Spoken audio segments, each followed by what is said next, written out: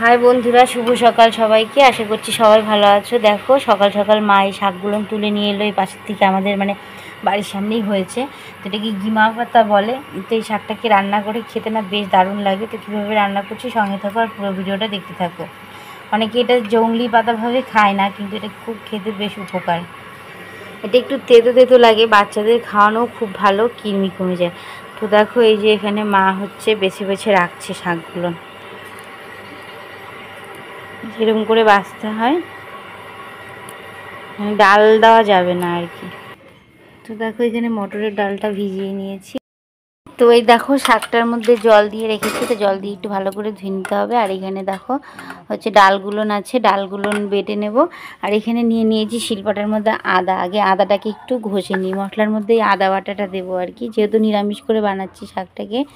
তো খেতে কিন্তু দারুণ লাগে, আর এই দিনে কিন্তু খুব উপকার, বাচ্চা থেকে বড় সবার ক্ষেত্রেই ভালো। একটু তিতা তিতা লাগে এই শাকটা খেতে, তোমরা চাইলে তিতা পাতাও বলতে পারো।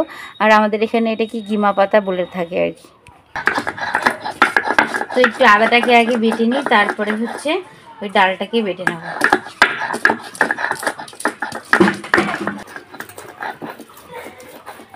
তো দেখো আদা বাটাটা আমার হয়ে গেছে, এখন তুলে নেব, তারপরে ডালটাকে বেটে নেব।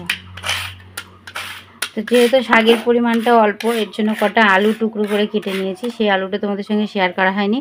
এখানে 4-5টা কাঁচা লঙ্কা চেরা আছে, চেরাটার মধ্যে আদা বাটাটাকে তুলে রাখলাম।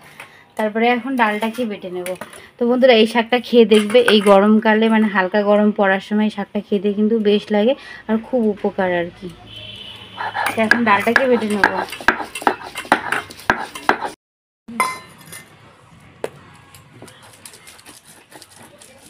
দেখো ডাল বাটাটা আমার হয়ে গেছে, এখন তুলে নেব।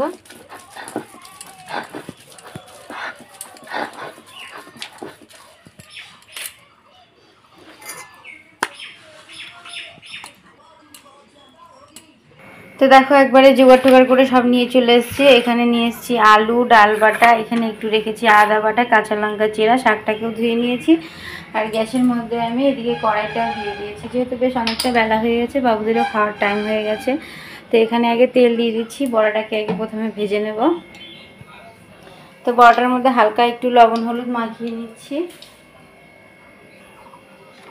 তো দিয়ে দেবো একটুখানি হলুদ গুঁড়ো। এখন এটাকে ভালোভাবে একটু মেখে নেব।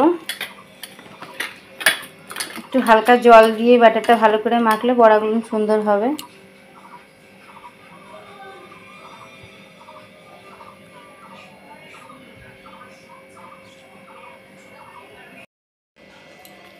তো দেখো ভালোভাবে একটু ফেটিয়ে নিচ্ছি, হালকা একটু জল দিয়ে দিলাম, সেই জলটা দেখানো হলো না। তো এখন কড়াইটা বড্ড গরম হয়ে গেছে, তাই অল্প অল্প ছোটো ছোটো করে বড়াগুলো ছেড়ে দিচ্ছি।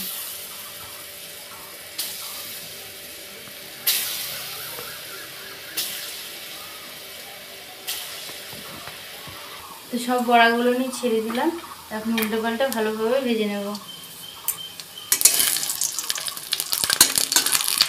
হাতে জল পড়ে।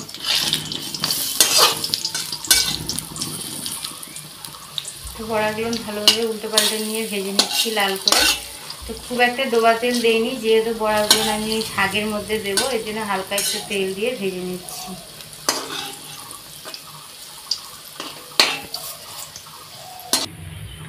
তো দেখো বড়াগুলো বেশ লাল করে আমি ভেজে নিয়েছি, এখন তুলে নিচ্ছি। তো একটা আবার নিচে চলে যাচ্ছে।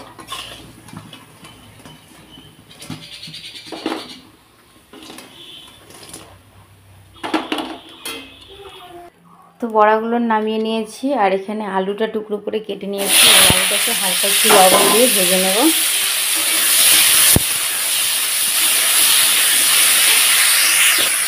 এই গিমা শাকটা যদিও নতুন, আর যারা পিতা পছন্দ করো তারা এক থালা ভাতে শাক দিয়েই খেয়ে নেবে। ও দারুণ লাগে খেতে। আর যদি চাও তো রসুন পেঁয়াজ দিয়ে অবশ্যই করতে পারো। তো রসুন পেঁয়াজের থেকে নিরামিষই খেতে এটা বেশি ভালো লাগে। তো এখানে দিয়ে দিচ্ছি 1/2 চামচেরও কম একটু লবণ, এটা শাকের মধ্যে দেবো আর কি। দিয়ে দিচ্ছি অল্প পরিমাণ জিরের গুঁড়ো।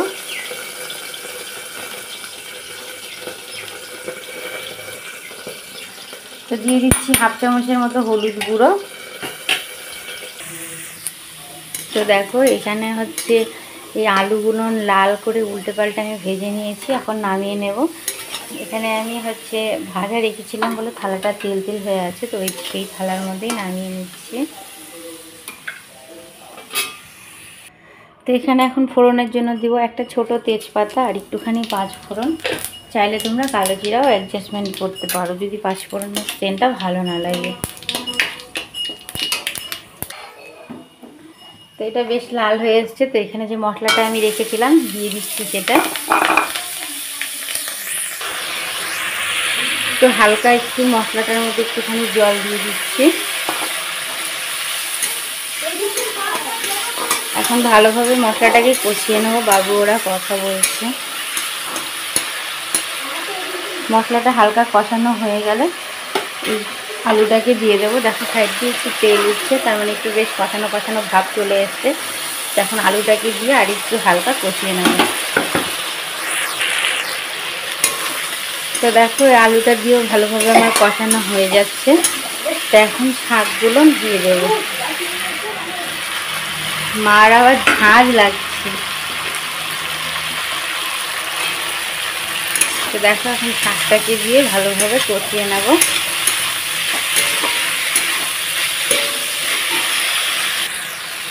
দিয়ে দিচ্ছি হালকা একটু গরম মশলার গুঁড়ো।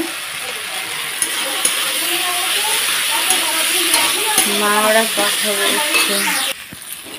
তো বেশ এটা আমার কষানো হয়ে গেছে। এখন আমি এক বাটি পরিমাণ করে জল দিয়ে দিচ্ছি, মানে বড়াটাকে ছাড়বার জন্য এক বাটি দিলাম আর কি, বড়াটাই টেনে নেবে। একটু গরম হয়ে এলে মানে ফুটে এলে তারপরে বড়াগুলো ছেড়ে দেবো। তো দেখো ঝোলটা আমার বেশ সুন্দর ফুটে এসছে, এখন বড়াগুলো দিয়ে দেবো।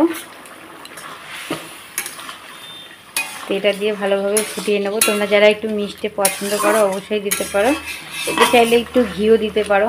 তো এটা কিন্তু একটু বেশ তিতা তিতা লাগে, বাচ্চাদের খাওয়ানো কিন্তু খুব উপকার। আর এই দিনে কিন্তু তিতা এই শাকটা সবাইকে খেতে হয়। একটু মিষ্টি দিয়ে দিলাম, চাইলে তোমরা একটু ঘিও দিতে পারো। তো আমি বড়াগুলো দিয়ে একটু ভালোভাবে ফুটিয়ে নেবো আর দেখবো আলুগুলো সেদ্ধ হয়েছে কিনা। না, আলুগুলো সেদ্ধ হয়ে গেছে। ভেজে নিয়েছিলাম তো ভাজাতেই অর্ধেক সেদ্ধ হয়। এখন ভালোভাবে নেড়ে চেড়ে এটাকে নামিয়ে নেব। তো আমার পুরো একদম এই শাকের রেসিপিটা রেডি, এখন নামিয়ে নেব। আমি বাটিতে ঢেলে নিচ্ছি। তো দেখো শাকের রেসিপিটা আমার পুরো রেডি। ভিডিওটা যদি ভালো লেগে থাকে অবশ্যই লাইক শেয়ার কমেন্ট করতে ভুলবে না। চ্যানেলটা যদি নতুন হও সাবস্ক্রাইব করতে ভুলবে না। প্রিয়াঙ্কা সুইট কিচেন থেকে, প্রিয়াঙ্কার তরফ থেকে রইল অনেক অনেক ভালোবাসা।